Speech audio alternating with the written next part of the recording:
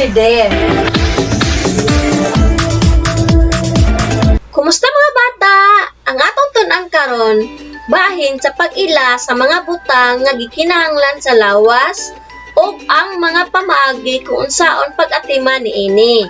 Mao kini ang mga butang nga gikinahanglan sa lawas: tubig ug sabon gamit para pagkaligo, nail cutter gamit para pamputol sa kuko, cotton buds gamit para paglimpyo sa dalunggan, sudlay gamit para paghapsay sa buhok, toothbrush o toothpaste gamit sa paglimpyo sa ngipon, tuwalya gamit sa pagpauga sa basang lawas.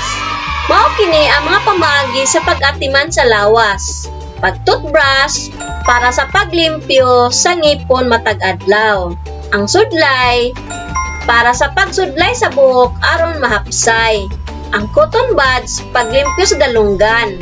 Ang nail cutter para sa pagputol sa mga kuko sa kamot ug tiil.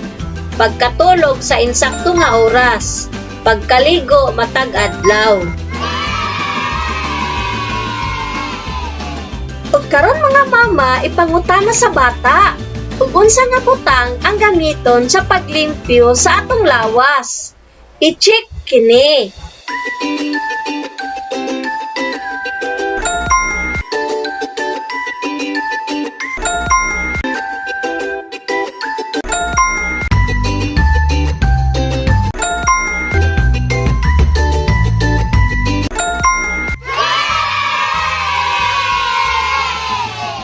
Sunod, ipares ang bahin sa lawas sa saktong gamit nga panglimpyo niini.